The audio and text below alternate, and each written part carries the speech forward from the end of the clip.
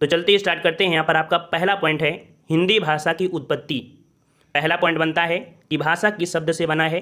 तो भाषा संस्कृत भाषा की भाष धातु से बना है, जिसका अर्थ बोलना या कहना होता है। भाषा ही वह माध्यम है जिसके द्वारा मनुष्य अपने भावों, विचारों, भावनाओं को व्यक्त करता है। यहाँ पर एग्जाम की दृष्टि से यह आपका महत्वपूर्ण है कि शब्दों के सार्थक समूह या संकेत को भाषा कहते हैं। अब भाषा की दृष्टि से देखा जाए तो यहाँ पर भाषा के रूप होते हैं। देख लीजिए कि अभिव्यक्ति की दृष्टि से भाषा के 3 रूप हैं। पहली भाषा आपकी है मौखिक भाषा, जो कि आप देखते हैं, जानते भी हैं। दूसरी आपकी होती है महत्वपूर्ण आपकी लिखित भाषा। ये भाषा का वह रूप जिसमें अक्षरों या चिन्हों की सहायता से हम अपने विचारों को लिखकर प्रकट करते हैं, उसे लिखित भाषा कहते हैं, जैसे लेख, पत्र, कहानी, जीवनी आदि। अब यहाँ पर आपका तीसरा पॉइंट है जो कि आपकी सांकेतिक भाषा है। सांकेतिक भाषा जिन संकेतों के द्वारा बच्चे, गूंगे, बहरे अपनी बातों को समझाते हैं, उन्हें सांकेतिक भाषा कहते हैं। कुछ विद्वान सिर्फ 2 ही भाषा बोलते हैं, बताते हैं कि 2 ही आपके रूप हैं, मौखिक भाषा और आपकी लिखित भाषा। अब यहाँ पर मौखिक भाषा क्या है, इससे क्या पॉइंट बन सकते हैं, तो समझ लीजिएगा। ये बहुत ही महत्वपूर्ण आपका पॉइंट है कि मौखिक भाषा की सबसे छोटी इकाई, मौखिक भाषा की सबसे छोटी इकाई क्या होती है, ध्वनि होती है। एवं लिखित भाषा की सबसे छोटी इकाई वर्ण होती है, याद रखिएगा। जबकि भाषा की सबसे छोटी इकाई वर्ण या अक्षर होती है, याद रखिएगा। अगले पॉइंट को आते हैं। पॉइंट आपसे अगला है वर्ण क्या होता है। वर्ण तो ध्वनि के लिखित रूप को वर्ण कहते हैं, एवं वर्णों के लिखने के लिए जो आपके चिन्हों की आवश्यकता होती है उन्हें लिप कहते हैं। लिप चिन्ह कहते हैं या लिप कह सकते हैं। अर्थात यहाँ पर कह सकते हैं कि ध्वनि के लिपि चिन्हों को वर्ण या अक्षर कहते हैं।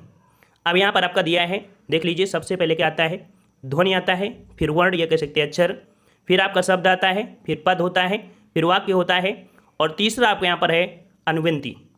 पहली बार आप लोग पढ़ रहे होंगे इस पॉइंट को कि आपका ये अनुवृत्ति क्या होता है, इसे अभी आपको बता रहे हैं। अनुवृत्ति क्या है, तो अनुवृत्ति एक पैराग्राफ है, और पैराग्राफ में जितनी पंक्तियाँ होती हैं उन पंक्तियों के समूह को ही क्या बोलते हैं, अनुवृत्ति कहते हैं। क्लियर हो गया। नेक्स्ट पॉइंट आपका है कि हिंदी भाषा का प्रादुर्भाव 1000 ईस्वी के आसपास माना जाता है। भाषा परिवार के आधार पर देखा जाए तो हिंदी भारूपी परिवार की भाषा है। आपके एग्जाम में पूछा जाता है कि हिंदी जो आपकी है किस परिवार की, तो आपके भारूपी परिवार की भाषा है। नेक्स्ट पॉइंट आपका है कि हिंदी वस्तुतः फारसी भाषा का शब्द है, ठीक है ना। हिंदी वस्तुतः फारसी भाषा का शब्द है, और हिंदी शब्द का जो जन्म है वो संस्कृत भाषा के सिंधु शब्द से हुआ है। इसका पहला प्रयोग ईरान के निवासियों के द्वारा किया गया था। ईरान के निवासियों के द्वारा या ईरानियों के द्वारा किया गया था। हिंदी भाषा की मूल उत्पत्ति शौरसेनी अपभ्रंश से मानी जाती है। एग्जाम में क्वेश्चन पूछा जाता है कि हिंदी भाषा की मूल उत्पत्ति जो मानी जाती है कहाँ से, तो आपके शौरसेनी अपभ्रंश से मानी जाती है। नेक्स्ट पॉइंट आपका काफ़ी अच्छा है कि अपभ्रंश को हिंदी की जननी कहते हैं। देख लीजिए, अपभ्रंश को हिंदी की जननी कहते हैं, जबकि संस्कृत भारत की सबसे प्राचीन भाषा है, जिसे आर्य भाषा या आदिजन्नी या देव भाषा या देववाणी कहते हैं। एग्जाम में यहाँ से पॉइंट आपका बनता है कि हिंदी की आदिजन्नी किसे कहते हैं। देख लीजिए, हिंदी की आदिजन्नी किसे कहते हैं, तब हम लोग यहाँ पर संस्कृत को लगाएंगे। और अगर पूछे कि हिंदी की जननी किसे कहते हैं, तब आप लोग किसको लगाएंगे, अपभ्रंश को लगाएंगे। ये नया पॉइंट है। एग्जाम में अगर थोड़ा सा पॉइंट अगर होता है तो ऐसा लगता है कि हम तो सही करके आए थे लेकिन एग्जामिनर ने गलत कर दिया, ठीक है। ये पॉइंट नोट करिएगा। अगला दिया है, याद रखिए अपभ्रंश में केवल 8 स्वर थे। कौन कौन से, तो छोटा, बड़ा, छोटी, बड़ी, छोटा ऊ, बड़ा ऊ, ए, ओ, ठीक है। इन्हीं 8 स्वरों को मूल स्वर कहा जाता था, किंतु आदिकालीन हिंदी में, ठीक है, आदिकालीन हिंदी में 2 नए स्वर जोड़े गए। ये आपके 2 नए स्वर कौन आपके हैं, तो आपका अय और आपका औ, ठीक है, जो कि आपके क्या है, ये संयुक्त स्वर हैं। और अगला पॉइंट आपका है कि अपभ्रंश में ड और ढ व्यंजन नहीं थे। इनका विकास जो हुआ है वो आपके आदिकाल में। एग्जाम में पूछा जाएगा कि जो आपके ड और ढ हैं इनका विकास कब हुआ, तो आपके आदिकाल में हुआ है। अगला पॉइंट आपका है भारतीय आर्य भाषा। तो भारतीय आर्य भाषा को 3 कालों में विभाजित किया जाता है। पहले आपकी है प्राचीन आर्य भाषा, जिसका समय है 1500 ईस्वी पूर्व से 500 ईस्वी पूर्व तक। दूसरी आपकी है मध्यकालीन भारतीय आर्य भाषा, जिसका समय है 500 ईस्वी पूर्व से 1000 ईस्वी तक। और आधुनिक भारतीय आर्य भाषा जो आपकी है इसका समय है 1000 ईस्वी से अब तक। अगला पॉइंट आपका है, यहाँ पर देख सकते हैं हिंदी का विकास क्रम पूछा जाता है। यहाँ पर संस्कृत, फिर पाली, फिर प्राकृत, फिर अपभ्रंश, फिर आपकी हिंदी होती है। ठीक है, अगला पॉइंट आपका यहाँ पर नोट करिएगा कि अपभ्रंश और हिंदी के बीच कड़ी के रूप में भाषा का एक और रूप प्राप्त होता है जिसे कुछ विद्वान अव्वाहट के नाम से जानते हैं। ठीक है ना, समझ आ गया ना। अपभ्रंश और हिंदी के बीच एक पॉइंट आपको गैप किया गया था ना, अव्वाहट। ठीक है, तो कुछ विद्वान अव्वाहट जो आपका है, ठीक है, तो विद्वान इसे अपभ्रंश ही मानते हैं। अगला पॉइंट आपका दिया है कि अव्वाहट नाम का स्पष्ट रूप जो उल्लेख है वो किसने किया है, तो विद्यापति की जो कह सकते हैं कहाँ पर किया गया है, तो विद्यापति की कीर्तिलता में मिलता है। जो अव्वाहट शब्द आपका है, ठीक है, इसका उल्लेख जो आपका है वो विद्यापति की कीर्तिलता में मिलता है। ठीक है, और ये आप देख सकते हैं, ये आपका है। और अगला पॉइंट आपका है यहाँ पर संस्कृत। संस्कृत जो कि आपकी कह सकते हैं देववाणी, अभी बताया भी था। अब यहाँ पर देखो, संस्कृत के बाद पाली आ गई। पाली से क्वेश्चन आपका क्या बनेगा कि पाली के समय जो बौद्ध धर्म की भाषा थी, ठीक है, भगवान बुद्ध ने पाली भाषा में उपदेश भी दिया है। फिर इसके बाद आपकी प्राकृत भाषा आती है जो कि देख सकते हैं जैन धर्म की भाषा है। महावीर स्वामी ने प्राकृत भाषा में ही उपदेश दिया है। फिर आपके यहाँ पर अपभ्रंश है। अपभ्रंश मतलब होता है बिगड़ा हुआ रूप। फिर आपके यहाँ पर आती है हिंदी, और हिंदी जो देख सकते हैं कि वर्तमान में जो बोली जाती है वो आपकी हिंदी या कह सकते हैं खड़ी बोली होती है।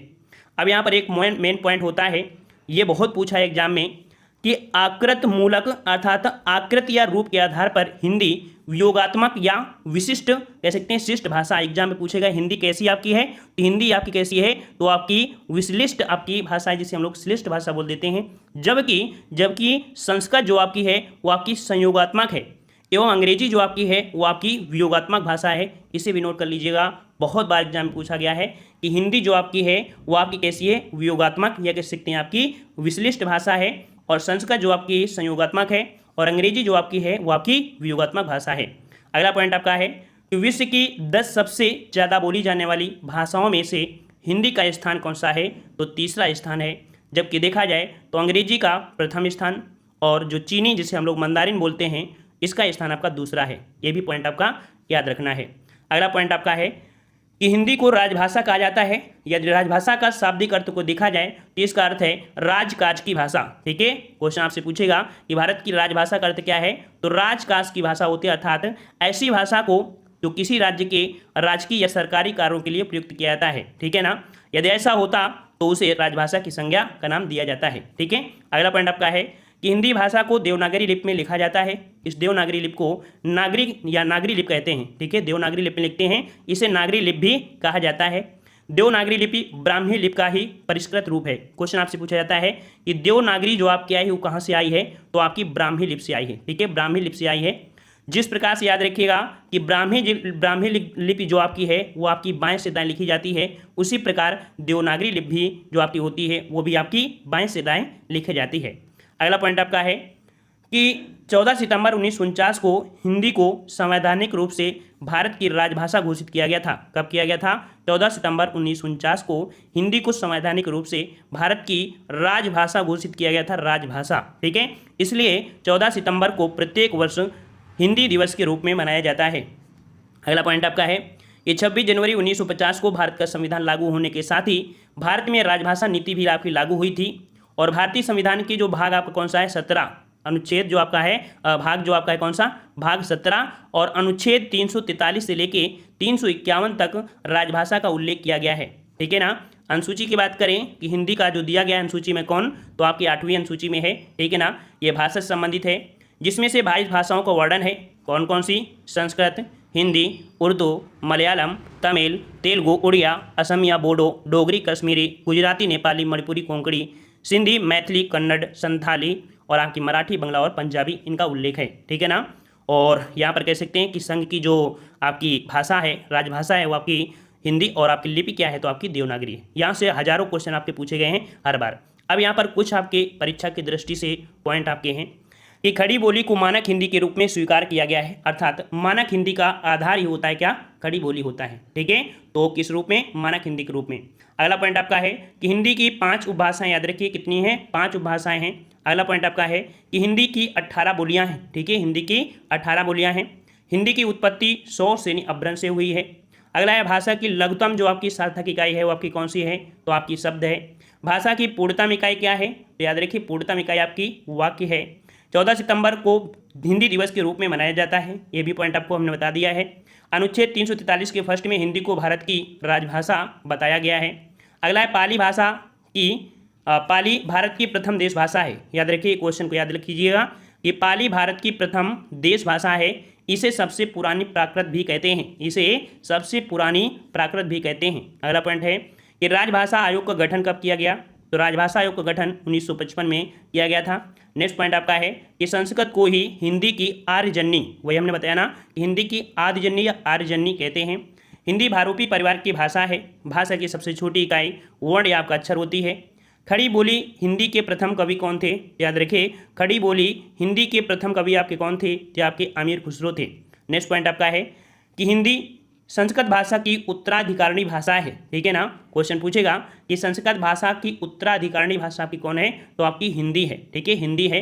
नेक्स्ट पॉइंट आपका है कि भाषा के क्षेत्रीय रूप को क्या कहते हैं? तो भाषा के क्षेत्रीय रूप को बोली कहते हैं। नेक्स्ट पॉइंट आपका है कि हिंदी को विकास प्रदान करने वाली भाषा जो आपकी है वो आपकी कौन सी? तो आपकी अपभ्रंश भाषा है। ये पॉइंट आपको नोट करना है। ठीक है, हिंदी को विकास प्रदान करने वाली जो आपकी भाषा है वो आपकी अपभ्रंश है। और अगला है उत्तर प्रदेश में राजकीय कार्यों में हिंदी भाषा का प्रयोग किया जाता है। हिंदी जो आपकी है वो आपकी कैसी है? तो आपकी वियोगात्मक एवं विशिष्ट आपकी भाषा है। अगला है खड़ी बोली को हिंदी का अन्य नाम क्या है? तो खड़ी बोली हिंदी का अन्य नाम आपका कौरवी है। ये भी क्वेश्चन आपका पूछा जाता है। अगला है हड़ौती एवं ढोड़ाही पूर्वी राजस्थान की बोली है। अगला है भोजपुरी भाषा का वर्णन 8वीं अनुसूची में नहीं किया गया है। ठीक है, ये पॉइंट आपसे पूछा है, बल्कि इसे शामिल करने के लिए यहाँ पर चर्चाएं चल रही हैं। अगला है कि पश्चिमी हिंदी की सर्वाधिक प्रमुख बोली आपकी यहाँ पर दिया है, कौन सी आपकी? ब्रजभाषा है। तो यहाँ पर यहाँ पर आपको क्या करना है भाई? तो यहाँ पर आपको करना है खड़ी बोली, क्योंकि एग्जामिनर यहाँ पर खड़ी बोली को ही लगाता है। ऐसा इसलिए क्योंकि हर जगह लगभग आपकी प्रयोग होती है। लेकिन जो ब्रज भाषा है, तो ब्रज भाषा को हम लोग लिखित की दृष्टि में जो लिखने के उद्देश्य या कह सकते हैं जो भी आपके साहित्यिक रूप हैं, तो साहित्यिक रूप में इसका आपका सर्वाधिक वर्णन आपका हुआ है। ठीक है ना, रामपुर, मुरादाबाद, मेरठ, बिजनौर, देहरादून, अमराला और आपके सहारनपुर में खड़ी बोली अपने ठेठ रूप के रूप में दिखाई देती है। अमीर खुसरो ने हिंदी भाषा को हिंदवी कहा है। ठीक है, याद रखिएगा कि हिंदवी किसने कहा है? तो अमीर खुसरो ने ही हिंदी भाषा को हिंदवी कहा था। अमीर खुसरो हिंदी खड़ी बोली में रचनाएं करते थे। हिंदी शब्द का प्रयोग सर्वप्रथम जो फारसी भाषा की रचनाओं में मिलता है। नेक्स्ट पॉइंट आपका जो दिया गया है, पढ़े भी थे कि भाषा शब्द संस्कृत की भाष धातु से बना है, जिसका अर्थ होता है बोलना या आपका कहना होता है। नेक्स्ट पॉइंट है क्या कि बोली का क्षेत्र जब थोड़ा विकसित हो जाता है और उसमें साहित्य की रचना होने पर वो आपकी उपभाषा आपकी बन जाती है। नेक्स्ट पॉइंट आपका है कि देवनागरी लिपि का सर्वप्रथम प्रयोग जो आपका हुआ है वो आपके कहाँ पर मिलता है? ये पॉइंट आपको याद रखना है कि देवनागरी लिपि का सर्वप्रथम प्रयोग जो मिलता है वो आपके जयभट्ट के शिलालेख में मिलता है, जयभट्ट के शिलालेख में। नेक्स्ट पॉइंट आपका है कि भारतवर्ष के लिए हिंदी भाषा का नाम सबसे पहले जो दिया था, सुलझाया था, ये आपकी किसने? तो आपके राजा राम मोहन राय ने। नेक्स्ट पॉइंट आपका है कि तमिल, तेलुगु, कन्नड़, मलयालम यह जो आपकी भाषाएं हैं ये आपकी कैसी हैं? तो द्राविड़ परिवार की आपकी भाषाएं हैं।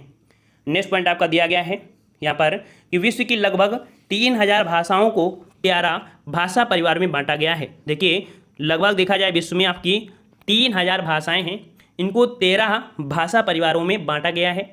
जयपुरी बोली का स्थान जो आपका है वो आपका क्या है? ढूंढाही है। ठीक है ना, जयपुरी बोली का स्थानीय नाम क्या है? तो याद रखिए स्थानीय नाम क्या है? ढूंढाही है। और वाराणसी, आजमगढ़, इलाहाबाद, भभुआ आदि जिले जो कि यहाँ पर देख सकते हैं कि काशिक भाषावादी क्षेत्र है। काशिका का विकास जो आपका हुआ था या काशिका का विकास स्थल जो आपका है वो आपका कौन है? वाराणसी है। काशी के नाम से इस क्षेत्रीय बोली का नाम काशिका पड़ा है। क्वेश्चन आपसे पूछा जाता है कि काशी का नाम जो पड़ा है किस लैंग्वेज पर? तो आपकी काशिका। ठीक है, काशिका। और अगला प्रश्न आपका है अवधी शब्द का अर्थ क्या है? तो अवधी शब्द का अर्थ होता है अवध की भाषा। नेक्स्ट पॉइंट आपका है कि भारत की संपर्क भाषा हिंदी एवं विश्व की संपर्क भाषा आपकी कौन सी है? तो आपकी अंग्रेजी। पॉइंट याद रखना कि भारत की संपर्क भाषा आपकी कौन सी है? कौन सी आपकी? हिंदी। और विश्व की जो संपर्क भाषा है वो आपकी कौन सी? तो आपकी अंग्रेजी है। ये भी पॉइंट आपको याद करना है। अगला है वर्तमान में भारत में सर्वाधिक बोली जाने वाली भाषाओं का सही क्रम क्या है? तो आपकी हिंदी, फिर आपकी बंगला, फिर मराठी, फिर तेलुगु, फिर आपकी तमिल है। अगला है कि भारत में सर्वाधिक बोली जाने वाली आपकी भाषा जो आपकी है वो आपकी हिंदी है। समझ में आ गया होगा इसको पढ़ने से। ठीक है ना। नेक्स्ट पॉइंट आपका दिया गया है देवनागरी लिपि। तो भाई देवनागरी लिपि यहाँ पर कह सकते हैं कि देवनागरी लिपि विशेष रूप से एक भारतीय लिपि है जिसके अंतर्गत अनेक भारतीय भाषाएं तथा कुछ विदेशी भाषाएं भी आपकी लिखी जाती हैं। यह लिपि बाएं से दाएं लिखी जाती है। इसकी पहचान एक क्षैतिज रेखा है। ठीक है, क्षैतिज रेखा जो आपकी होती है उसे हम लोग क्या बोलते हैं? इसे हम बोलते हैं शिरोरेखा। शिरोरेखा क्या होती है? जैसे यहाँ पर हमने लिखा का म ल, है ना। अब इसके ऊपर जो रेखा हम खींच रहे हैं इसे बोलते हैं शिरोरेखा बोलते हैं। क्लियर हो गया। चलिए अगला है देवनागरी लिपि में लिखी जाने वाली प्रमुख आपकी भाषाएं। तो देवनागरी लिपि में जो आपकी लिखी जाती हैं हिंदी, संस्कृत, पाली, मराठी, ठीक है, क्योंकि मराठी पूछा जाता है, कोंकणी भी होती है, सिंधी होती है, कश्मीरी, भोजपुरी, मगही, बोडो, डोंगरी, मैथिली, संथाली, राजस्थानी, नेपाली, गढ़वाली, नागपुरी, अंगिका, खस और आपकी अन्य। ठीक है, हम लोग यहाँ पर देख लेते हैं जो कि आपका अपभ्रंश है। ठीक है, अपभ्रंश, और अपभ्रंश में यहाँ पर देख लीजिए कि आपकी सौसेनी अपभ्रंश, मगधी अपभ्रंश, अर्धमगधी अपभ्रंश और आपकी खस अपभ्रंश। सौसेनी अपभ्रंश में आपकी पश्चिमी हिंदी आती है और आपकी राजस्थानी हिंदी। मगधी अपभ्रंश में आपकी बिहारी हिंदी और आपकी अर्धमगधी में पूर्वी हिंदी और आपकी खस अपभ्रंश जो होती है ये आपकी पहाड़ी हिंदी होती है, जो कि आपकी सौसेनी की मिलता जुलता होती है। ठीक है ना, कौन सी, तो जो पहाड़ी हिंदी है ये आपके सौसेनी की मिलता जुलता होती है, इसलिए इसे खस अपभ्रंश में रखा गया है। ठीक है, अब यहाँ पर देख सकते हैं जो आपकी पहाड़ी हिंदी है इसे दो रूपों में किया गया है, गढ़वाली और आपकी कुमाऊनी। यहाँ पर जो पूर्वी हिंदी के आपके होते हैं तो आपके तीन रूप होते हैं, अवधी, बघेली और आपकी छत्तीसगढ़ी होती है, जो कि ABC वाली ट्रिक हमने आपको बताया था। बिहारी हिंदी के आपके तीन होते हैं, मगधी अपभ्रंश, मैथिली और आपकी भोजपुरी होती है। वहीं पर आपका जो राजस्थानी है तो राजस्थानी में आपकी चार होती हैं, इसको इस प्रकार से समझिए क्योंकि यहाँ पर थोड़ी सी यहाँ पर दिक्कत है।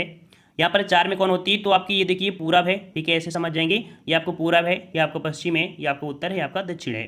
जो पूर्वी आपकी राजस्थानी है उसमें से आपकी कौन सी, तो जयपुरी, क्योंकि राजस्थान की राजधानी क्या है, जयपुर, तो आपकी जयपुरी, या इसे हम लोग ढूंढाही बोलते हैं, या इसे हम लोग हाड़ौती के नाम से भी जानते हैं। जो आपकी पश्चिमी राजस्थान में है वो आपकी मेवाड़ वाले में जो कह सकते हैं मारवाड़, है ना, मारवाड़ वाले बोलते हैं ना, मारवाड़, तो आपके होते हैं मारवाड़ी, यहाँ पर रहते हैं मारवाड़ी लोग रहते हैं। इस प्रकार से याद रखिए कि पश्चिमी राजस्थान में मारवाड़ी बोली जाती है। ऊपर जो आपकी उत्तरी राजस्थान है वहाँ पर आपका मेवाती बोली जाती है, मेवाती। और आपका यहाँ पर जो दक्षिणी राजस्थान है वो आपका है इसे मालवी, ठीक है, यहाँ पर आपका मालवी होती है, तो इसे ऐसे नोट कर लीजिएगा, इस पर फोकस थोड़ा कम करिएगा। यहाँ पर पश्चिमी हिंदी जो आपकी है, पश्चिमी हिंदी की जो आपकी है पांच आपकी हैं, कौन कौन सी, तो आपकी खड़ी बोली, ब्रजभाषा, कन्नौजी, बुंदेली और आपकी बांगरू, ये इस प्रकार से हुआ।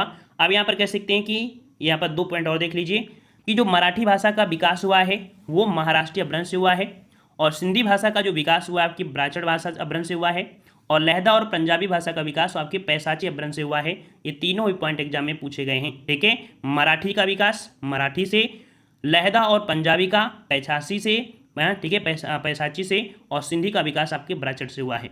अगला पॉइंट आपका दिया गया है, यहाँ पर देख लीजिए कि जो हमने बताया है वही आपका चीज़ दिया है। जैसे कि आपका खड़ी बोली आपकी जो कौरवी है, ठीक है ना, तो इसमें से आपके देखो पश्चिमी हिंदी की 5 बोलियां हमने बताया था, ठीक है, खड़ी बोली। अब खड़ी बोली में आप देख लीजिए दिल्ली, मेरठ, सहारनपुर, बिजनौर, गाजियाबाद ये आपके आते हैं। ब्रजभाषा में तो आपका आगरा, मथुरा, धौलपुर, मैनपुरी, एटा, अलीगढ़, ग्वालियर, बरेली और आपका फिरोजाबाद आते हैं। कन्नौजी में आपके कन्नौज, ठीक है, इटावा, कानपुर, हरदोई, पीलीभीत, फर्रुखाबाद आपके शाहजहाँपुर आते हैं। और अगला है बुंदेली, ठीक है, तो बुंदेली में आपके उत्तर प्रदेश में देखा जाए तो उरई, हमीरपुर, झांसी, महोबा, जालौन। और आपके मध्य प्रदेश में भी बोली जाती है आपकी बुंदेली। मध्य प्रदेश में कहाँ पर, तो होशंगाबाद, बालाघाट, भोपाल, ओरछा और आपके छिंदवाड़ा में बोली जाती है।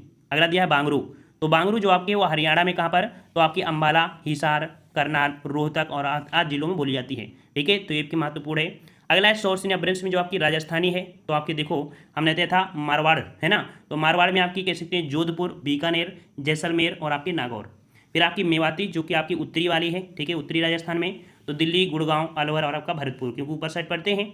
फिर आपकी ढूंढाही आपकी जयपुरी है, जो कि आपकी जैसलमेर, नागौर, जयपुर, कोटा, उदयपुर, चूरू और बूंदी, बाड़मेर आदि में होती है। मेवाड़ी जो आपकी देख सकते हैं चित्तौड़, उदयपुर, राजसमंद, भीलवाड़ा में।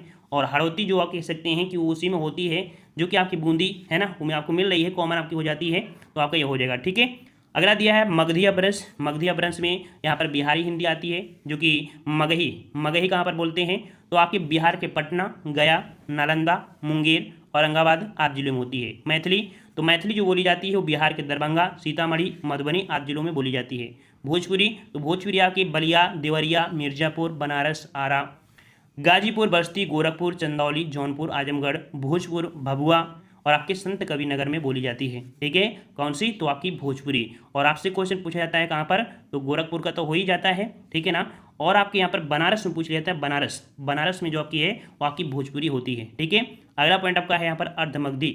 अर्धमगधी में आपकी कौन आती है, तो आपकी कौन सी आती है, पूर्वी हिंदी। इसमें से आपकी तीन बोलियां हैं। तो अवधी, अवधी में फैजाबाद, लखनऊ, रायबरेली, प्रतापगढ़, सुल्तानपुर, बाराबंकी, लखीमपुर खीरी, प्रयागराज, श्रावस्ती, गोंडा, सीतापुर, उन्नाव, फतेहपुर, यहाँ पर आपकी अवधि है। बाघेली जो आपका है रीवा, जबलपुर, बांदा, चित्रकूट में है। छत्तीसगढ़ी बोली तो आपके छत्तीसगढ़ के रायगढ़, बिलासपुर, रायपुर, सरगुजा और आपके आजली में होती है। अगली है आपकी खसबरंश जो कि आपकी पहाड़ी हिंदी है। तो गढ़वाली क्षेत्र अर्थात जो आपका टिहरी क्षेत्र है, पौड़ी क्षेत्र पड़ता है, उत्तरकाशी, रुद्रप्रयाग, देहरादून, हरिद्वार, ठीक है। कुमाऊनी में आपकी आती है नैनीताल, अल्मोड़ा और आपका पिथौरा। तो चलिए फिर आज की क्लास में देखते हैं। अगर वीडियो पसंद आया है तो वीडियो लाइक करें, चैनल को सब्सक्राइब करें, दोस्तों को भी शेयर करें ताकि जल्दी से जल्दी आपकी लाइव क्लास